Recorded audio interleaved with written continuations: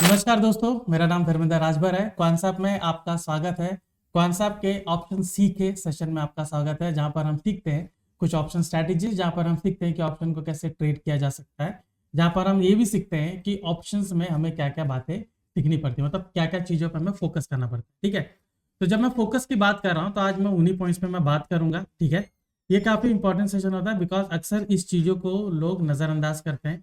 ठीक है, हमारे पास स्ट्रैटेजीज बहुत सारी होती है हमारे पास, लेकिन एग्जीक्यूशन में प्रॉब्लम आती है कि हम उसको एग्जीक्यूट कैसे करें। राइट, एग्जीक्यूशन में प्रॉब्लम होती है। अगर एग्जीक्यूशन भी हुआ है तो उसको मेंटेन करने में प्रॉब्लम आती है। तो आज मैं इन्हीं कुछ चीज़ों पर मैं बातें करूंगा। ठीक है, जैसे कि यहाँ पर आज टॉपिक का नाम है कि क्या दो इंडिकेटर काफ़ी होते हैं ट्रेडिंग के लिए। ठीक है, सबसे बड़ा सवाल यही होता है, क्योंकि कई लोगों ने मुझसे पूछा कि क्या एक इंडिकेटर काफ़ी होता है या फिर दो इंडिकेटर काफ़ी होता है। ठीक है, तो चलिए आज इस पर डिस्कस करते हैं कि किस तरीके से दो इंडिकेटर हमारे लिए काफ़ी होता है। ठीक है, और या फिर हमें तीन इंडिकेटर चाहिए, चार इंडिकेटर चाहिए। ठीक है, और किस हिसाब से मैं इन तीनों को, चारों को या फिर दो लोगों को कंबाइन करके मैं सेटअप बना सकता हूँ। ठीक है, इस बारे में ब्रीफली डिस्कस करेंगे, फिर देखेंगे कि हमारे लिए नतीजा क्या आ सकता है। ऑलराइट, तो चलिए मैं अपना स्क्रीन शेयर करता हूँ, फिर हम उस पर बातें करेंगे। ठीक है, कि किस तरीके से इंडिकेटर्स को यूज किया जा सकता है। ठीक है, चलिए दोस्तों, आप सब मेरा स्क्रीन आप देख पा रहे हो। तो जब मैं इंडिकेटर्स की मैं बात कर रहा हूँ यहाँ पर कि मैं दो इंडिकेटर, जस्ट अ मिनट, यहाँ पर हम बात करें इंडिकेटर्स की, just a minute, hold on.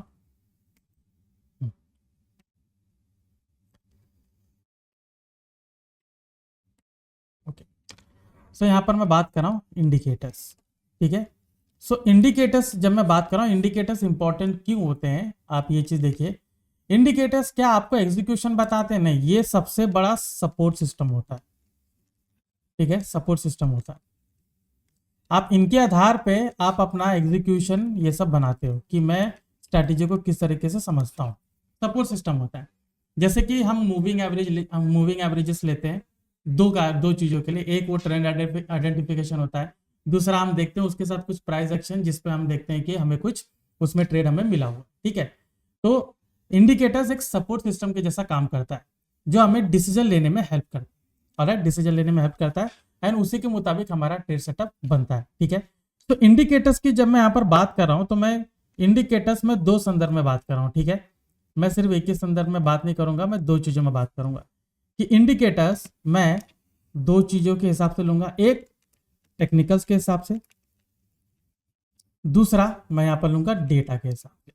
ठीक है, अभी जो कॉम्बिनेशन होता है, ठीक है, कॉम्बिनेशन होता है वो मैं कहूंगा कि यहां पर टेक्निकल्स टेक्निकल्स प्लस डेटा हो सकता है, या टेक्निकल्स प्लस टेक्निकल्स हो सकता है, या फिर डेटा प्लस डेटा हो सकता है।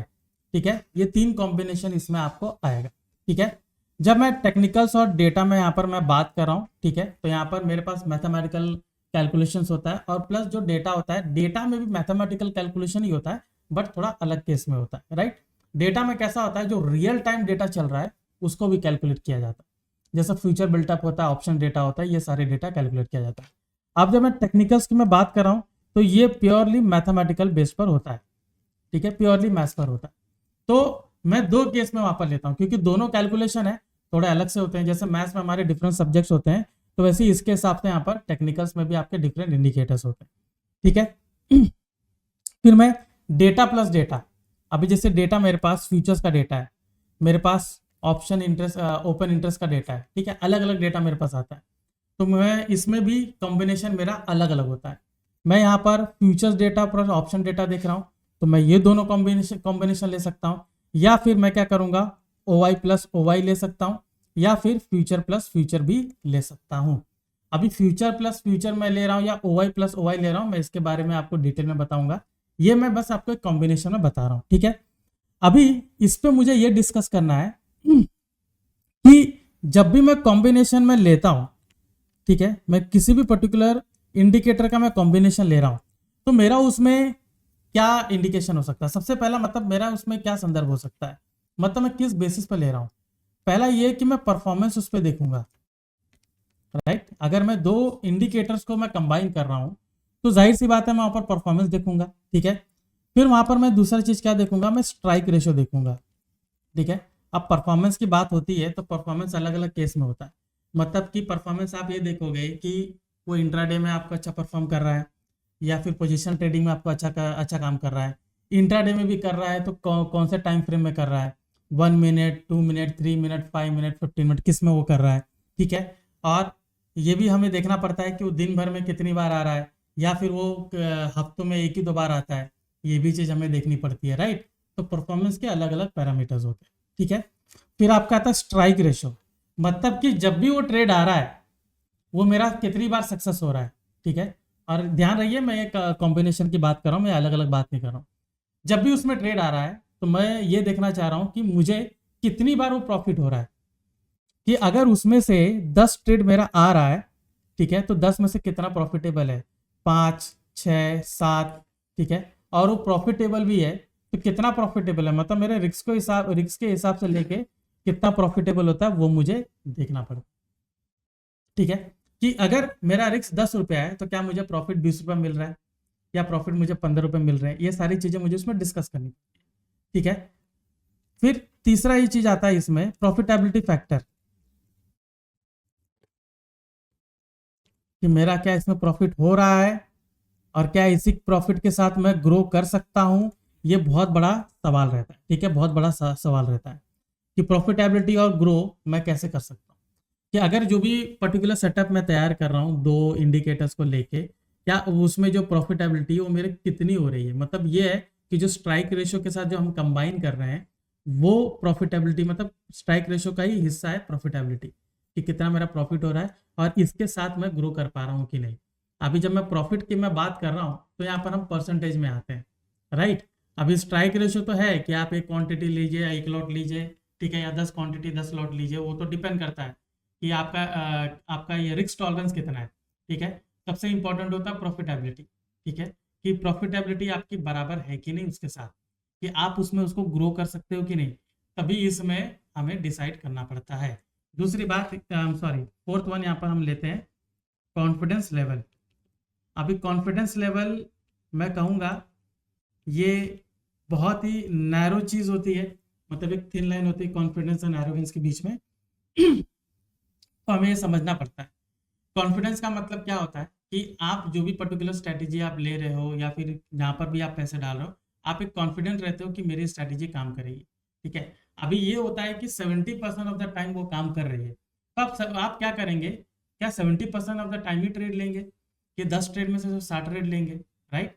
अभी मुझे यहाँ पर आप देखिए कि यहाँ पर 3 किस्म के ट्रेडर्स रहेंगे। ठीक है, जब मैं कॉन्फिडेंस की मैं बात कर रहा हूँ कि 10 ट्रेड्स हैं, ठीक है, 10 में से 60 ट्रेड चलेंगे, तो एक जो फुल कॉन्फिडेंट रहेगा वो पूरा ट्रेड लेगा।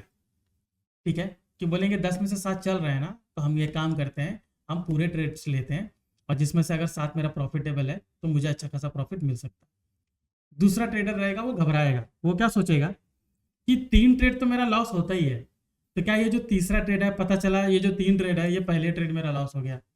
ठीक है, फिर पता चला उन्होंने कुछ मतलब ये कहूँगा कि थोड़ा और कॉन्फिडेंस ला के, थोड़ा मैं कहूँगा कि जो फियर फैक्टर है उसको थोड़ा ओवरकम करके उन्होंने दूसरा ट्रेड भी ले लिया, पता चला वहाँ पर भी उनको लॉस हो गया।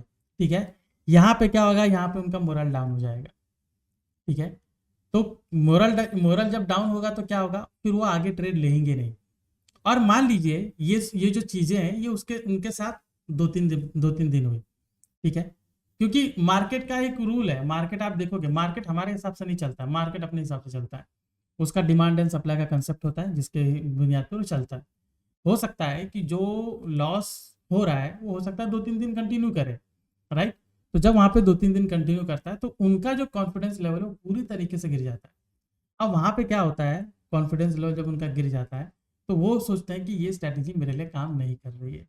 ठीक है, फिर वो दूसरी स्ट्रैटेजी में स्विच करते हैं। ठीक है, दूसरी तीसरी ऐसा स्विच करते हैं, तो ये सिलसिला उनका चलता रहता है। अगर दूसरी तीसरी भी ऐसे काम कर रही है तो फिर वो चौथी पांचवी पे जाएंगे, राइट। तो इस तरीके का उनका चलता रहेगा। तीसरा जो ट्रेडर होगा वो क्या करेगा, वो पहला ट्रेड लेगा प्रॉफिटेबल, दूसरा ट्रेड लेंगे प्रॉफिटेबल, सॉरी, दूसरा ट्रेड लेंगे लॉस। ठीक है, तीसरा ट्रेड जो रहेगा मान लीजिए वो भी प्रॉफिट हो गया, ऐसे कर करके उनका नंबर ऑफ ट्रेड्स उनका बढ़ जाता है। या फिर यहाँ पर वो एक काम करेंगे कि पहला ट्रेड लेंगे लॉस, दूसरा ट्रेड लेंगे लॉस, तीसरा ट्रेड लेंगे थोड़ा प्रॉफिट हो गया, वहाँ पर वो एग्जिट कर जाते हैं। अब ये नहीं सोचेंगे कि मैं चौथा पांचवा अगर ट्रेड में लेता हूँ तो वहाँ मैं प्रॉफिटेबल रह सकता हूँ, वो ये बात नहीं सोचेंगे। ठीक है, वहाँ पर क्या होगा ना, वो बोलेंगे ओके मेरा ट्रेड मतलब बन रहा है, मैं तीसरा वाला लिया, मैंने प्रॉफिटेबल है, थोड़ा थोड़ा कॉन्फिडेंस रहेगा, थोड़ा थोड़ा उनका नहीं रहेगा। तो यहाँ पे अगेन यही बात होगी कि लॉन्गर ड्यूरेशन में वो नहीं टिकने वाले। वो क्या करेंगे, वो देखेंगे इसको 6-7 महीना इस तरीके से वो काम हो रहा है, वो देखेंगे प्रॉफिटेबल है। अगर यहाँ पर कैसा होता है, पूरा 50-50 होता है कि अगर स्टार्टिंग के जो 2-3 ट्रेड वो ले रहे हैं, अगर मान लीजिए कि स्टार्टिंग में उनको प्रॉफिटेबल हो रहा है, अब महीने भर में प्रॉफिट रह सकते हैं तो 6 महीने लॉन्गर रन में रहेंगे तो प्रॉफिटेबल रहेंगे। लेकिन मान लीजिए कि ऐसा नहीं हुआ तो भी वो बोलेंगे कि 6 महीने मेरे लिए ट्रेडिंग नहीं है, मैं एग्जिट करता हूँ। ठीक है, तो ये सारी चीजें हैं, जब आप दो इंडिकेटर्स आप लेते हो तो ये सारे सवाल बीच में आते, इनको कोई देखता नहीं है। ठीक है, ये इंपॉर्टेंट होते हैं क्योंकि उनको ये सब जांचना हमारे लिए जरूरी होता है। सिर्फ ये नहीं होता है कि काम करिए आप RSI MACD यूज कीजिए, आप उसके साथ ये प्राइस एक्शन लीजिए, आप उनके साथ ये वाला इंडिकेटर लीजिए, आप वो वाला इंडिकेटर लीजिए। थाउजेंड्स ऑफ इंडिकेटर्स हैं ट्रेडिंग व्यू पर, थाउजेंड्स ऑफ इंडिकेटर्स आप देखेंगे अलग प्लेटफॉर्म पे। हमारे कॉन्सेप्ट में भी आप देखोगे बहुत सारे इंडिकेटर्स हैं। ठीक है, टेक्निकल इंडिकेटर्स है, डेटा इंडिकेटर्स है। आप जब तक ये नहीं सोचेंगे कि ये जो दो इंडिकेटर्स हैं इसको मैं बैक टेस्टिंग के अलावा मैं फॉरवर्ड टेस्टिंग करूं, फॉरवर्ड टेस्टिंग मतलब लाइव टेस्टिंग करूं, जो जहां पर मैं इसको पेपर ट्रेडिंग करूंगा एवरी डे ऑप्शन आर्किटेक्ट में जाके, ताकि मेरा कॉन्फिडेंस भी बिल्टअप हो। और एक बार कॉन्फिडेंस बिल्टअप होगा तब जाके मैं रियल ट्रेड लेना शुरू करूंगा। लोग ऐसा बिल्कुल नहीं सोचते हैं। लोग 1-2 दिन टेस्टिंग करेंगे, उनको बोलेंगे कल से मैं रियल ट्रेड लेना शुरू करता हूँ। ठीक है, यहाँ पर उनका माइंडसेट उसके लिए बना ही नहीं है। ठीक है, और जब माइंडसेट नहीं बनता है तभी जाके वो लॉस करते हैं, क्योंकि जब आपका माइंडसेट एक चीज के लिए रिजिड नहीं बनता है, ठीक है, और इसके खिलाफ अगर ट्रेंड चला जाता है, ठीक है, टोटली अगेंस्ट चला जाता है, तो यहाँ पर आपका इंपल्सिव बिहेवियर आना शुरू हो जाता है।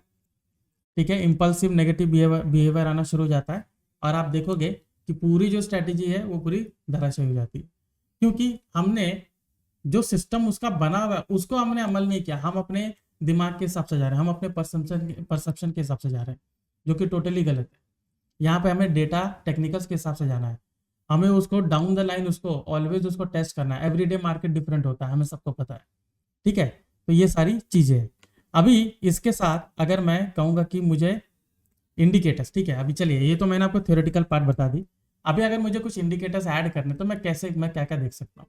देखिए, अगर मैं बात कहूँ कि आप इंडिकेटर्स यूज़ करना चाहेंगे तो जैसे मैंने बहुत सारे यहाँ पर टेक्निक्स मैंने बनाए हैं। ठीक है, आप उनका वीडियोस फॉलो कर सकते हो। आप हमारे जो कॉन्सेप्ट में लर्न ऑप्शन में जाके वीडियो लाइब्रेरी में जाएंगे तो वहाँ पर देखिए कि मैंने वेरियस स्ट्रैटेजीज बनाई है।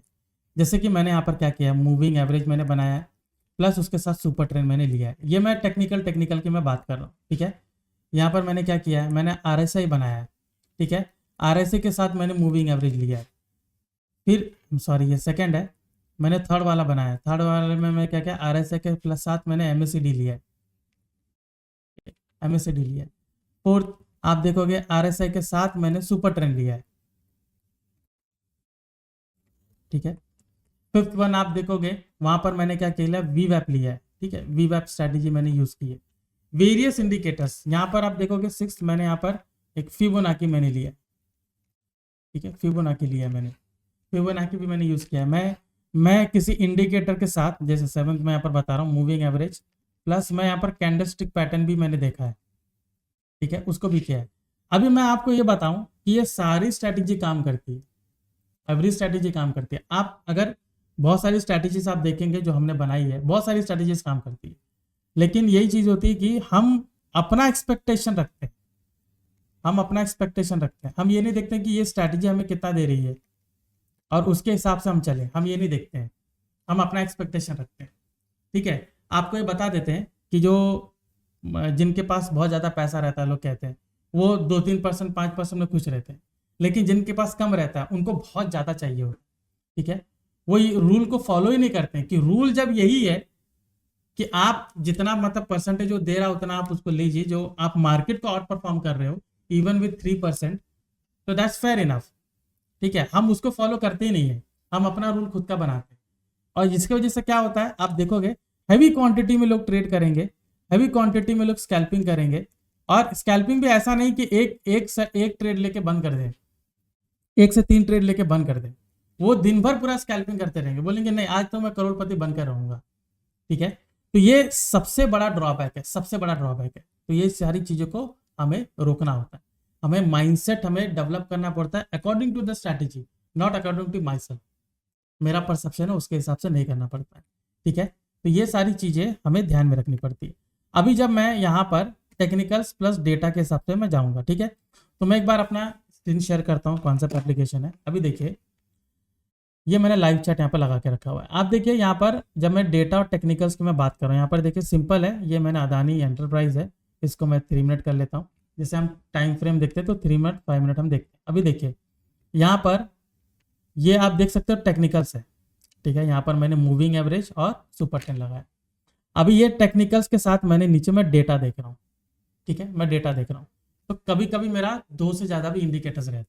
ठीक है, तो इंडिकेटर जब मैं टेक्निकल की बात करता हूँ हम 2 से 3 जा सकते हैं, लेकिन जब डेटा डेटा बात होती है तो हमें 2 ही डेटा इनफ होता है, काफ़ी होता है। ठीक है, अभी इसमें एक सिंपल सा अगर मैं आपको कंसेप्ट में बताऊं कि इसमें हम ट्रेड कैसे बनाएंगे, सिंपल है कि हम यहाँ पर देखेंगे मेरा, मैं देख रहा हूँ कि मूविंग एवरेज के ऊपर है, पहले भी मूविंग एवरेज के ऊपर यहाँ पर कैंडल गई हुई है, यहाँ पर आप देख सकते हो, यहाँ पर देख सकते हो कैंडल गई है, इसका हाई यहाँ पर ब्रेक हुआ है।